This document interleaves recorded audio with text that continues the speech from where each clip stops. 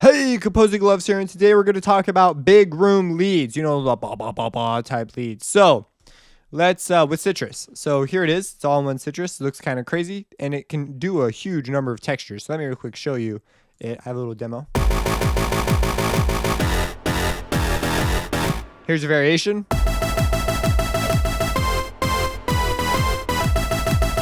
And let me turn the wave shaper on filter 1 on. And let me turn the mix on correctly.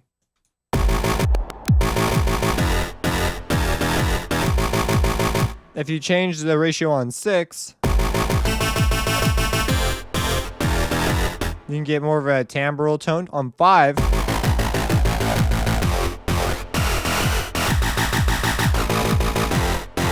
you get a very interesting sort of thing. Now, this is something that I sorely wish I could move the ratios on, but I can't. So in Sytrus, you'd have to just sort of find other ways to manipulate this that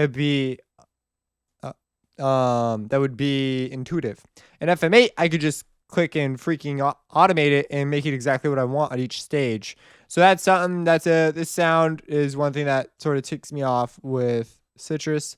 But there are other things Sytrus does phenomenally that I take advantage of. So I decided not to get too hung up about it. So let's talk about this. I'm going to make a patch because this one's a little involved and does a couple of interesting things. And there's a lot of envelopes turning things on and off to help maintain my clarity on my attack. But you can see it's quite a large sound. The CPU is very intensive on this patch, like very intensive. I've got unison going, and it's very different than chorus, the way it sounds. So I stuck with unison because chorus was ruining the way it sounded. So, okay, first off, I was making this. I wanted a detune lead, so I came over to 2 and turned it on to a noise generator because I was like, I'll use some noise to give a bunch of punch at the beginning. I'll get one of those type sounds. So that's what I did. This is what this is. And if I were to, I'm not going to undo the routing on this because it's kind of scary looking. But anyways, I made that. And then I was like, hey, what if I do it with a saw wave? And so I put out a saw wave, and these were originally coming out here. And I was like, oh, that sounds pretty cool. What if I FM them? So I FM'd 2, the noise. I FM'd it by 1, the saw wave. And I got this unusual shape. And then I decided, hey, this needs a volume envelope too. So I settled on this sort of a volume envelope. And this release is unnecessary. Then 3 came along. And I was like, hey, what if I FM 1 by 3 is saw wave by sine wave? Sure, why not? And I messed with the ratios a bunch. So I ended up with a ratio of 1:1:1. And if I come down to 5, I was like, oh man, bro, dude, I need more stuff to go on. So I put 3 directly. So, okay, back it up. I had 1 and 2, and I was like, dude, I need to distort this jazz. So I put it out filter 1 and sent it through a wave shaper. And then the wave shaper was like pushing everything up when it was trying to turn down. And I was like, oh no, I'm losing my decay. So I said, hey, wave shaper mix. Tell the wave shaper to shut up after a few milliseconds. And so that's what it did. Well, it's probably more a few milliseconds, but you get the idea. It told it to be quiet after a while. And that way now I had my attack back, and I had an even punchier, gritty forward thing. I was like, oh, right. And so I put those out and put them out. And then I was like, hey, I need reverb. So I sent out a parallel mix. I made a mix of filter 1, sent that out, and sent it out filter 1 and 2. And then on the effects, I made a really sort of short reverb. It's like 2 seconds or something, which is still pretty long for a reverb tail. I think it's so funny the way this reverb is because I do not turn it up that high hardly ever because of how big the throw is. So, okay, now we got filter 1. We got those sorted. Whoops. Wait. And some weird jazz is going on with. I'm getting a weird release, which is probably the wave shaper mix. There's an envelope somewhere that's got a release phase that's doing something funny. And I could edit it more, of course. And I also changed the ratios on a couple of things. I could probably change them back. But, okay, so that's going out there. Then I said, hey, bro, man, dude, what if I do filter 2? And I set up another chain. So I sent 3 out of filter 2 just for the heck of it. It's a sine wave. and I distorted the living junk out of that in bipolar mode. And then I used a wave shaper mix to turn it down slowly as we went, which this thing could probably do something like this too. Let's see what that sounds like. It'll be hard to tell with all this stuff. There's also, I could just disable a couple of these things. But we've got filter 1 coming out. It's also got it. So distortion. 5 is operating against 6. Let me turn the wave shaper off on 1. Okay. So 6 is going against 5. 6 is a sine wave, and it's at a ratio of 1. If I turn it off,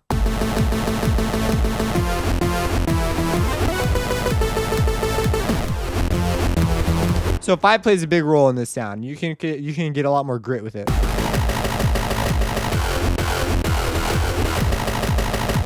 So one of these lower tones has an envelope that's just got a release phase that's messing with my sound. It's not. Oh, it's probably 3.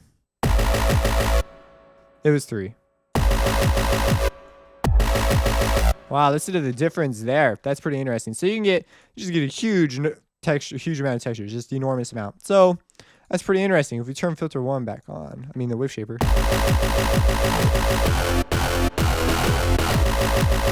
So okay, let's make one. Sytrus. Dun-dun-dun. Okay, so default. Now this is what we got. Oh my gosh, it's amazing. So let's turn it on. Filter 2. Let's put some noise out.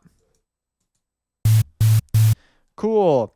Now let's turn the volume automation envelope on, and we'll make it kind of short, and we'll get rid of that. I'm going to be more careful about those. So that's kind of long. That's what I want. And now I'm going to FM. I'm going to turn this into a sine wave. Oh yeah, that's it. We'll stop right there. Okay, so I'm going to FM 2 by 1. So I'm going to get the noise frequency modulated by a sine wave. Just kind of an interesting deal. And I want to add some extra grit. So I'm going to put 3. I'm going to make it a triangle wave in this case. And I'm going, just because I know I want some clicky textures, see what this does. Bring it down.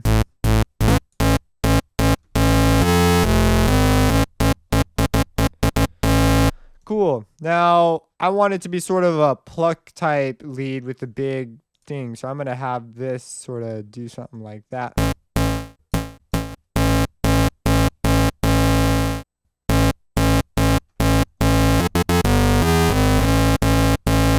And I'm going to have 3 turn on and off slowly. And I want it to start all the way on and then turn off just a little bit.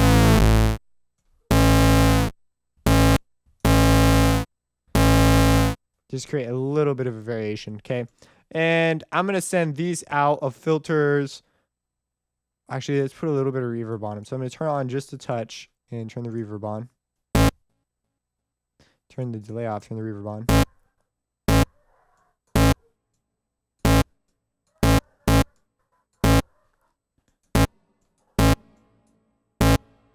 I want to be careful here. Last time, I felt like I went a bit overboard. Turn the chorus off. Chorus, whatever. Turn it off. So I'm going to put them out 1. I'm going to remove these. And I am going to distort them and send them out.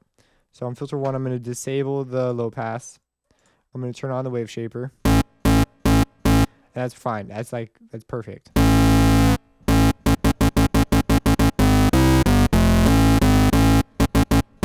I could turn the noise up. You can hear it. It attributes. Let me show you. That's the noise, and it attributes a click to our attack. I don't want it to be like a crazy click, but it gives it that grit.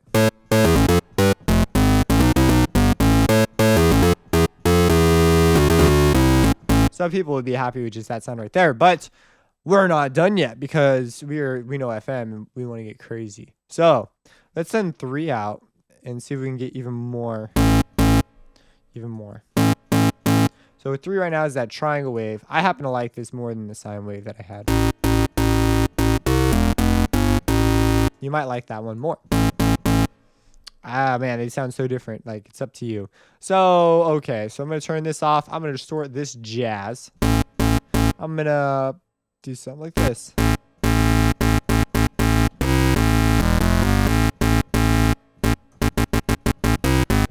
Which is pretty cool. Now, I'm going to output ratio 5. I'm going to make it a saw wave. I'm going to put it out directly.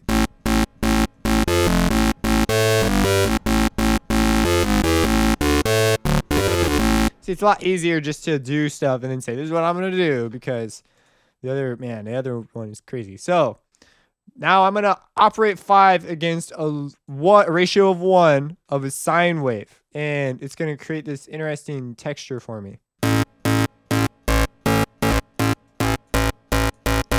I like that one the most. And it'd be interesting to change it.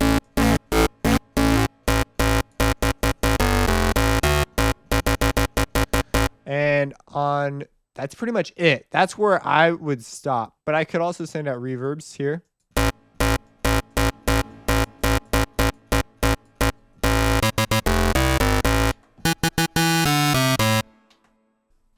And so I could add a pluck. I could do what I did there and add the wave shaper mix into this. Get rid of the tails. Do that to filter 2 as well.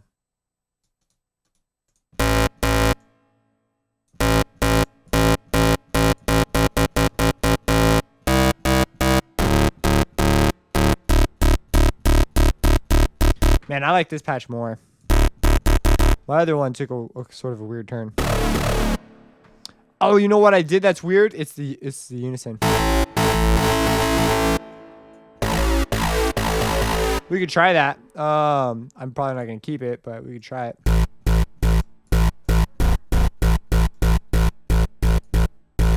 Take the panning down.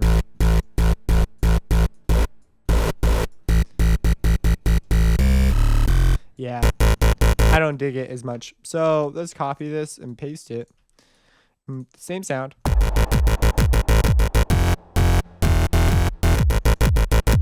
And it's way less intensive on your CPU.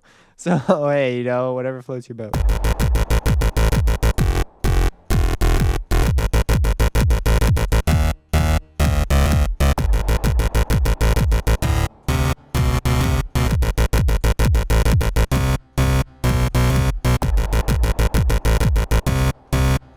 So I might consider on these longer notes, let's try adding some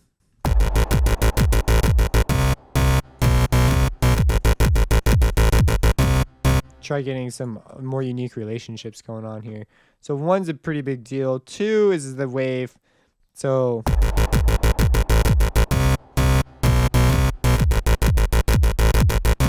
this is my noise deal. So it's kind of interesting how this one plays a role. Let's take this one to a ratio 1.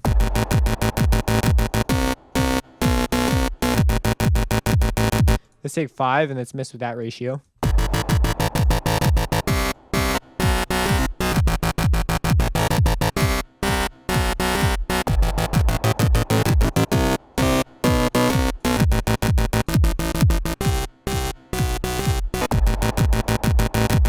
Let's send 5 out to get distorted.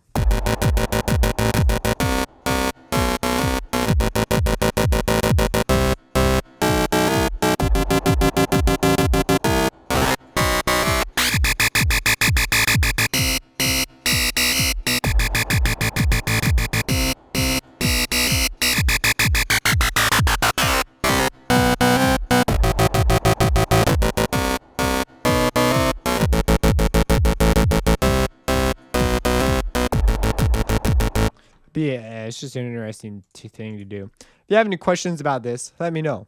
Subscribe and have a blessed day. Is this?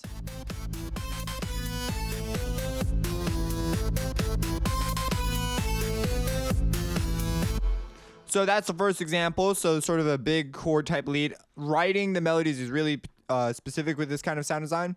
Here's the second one.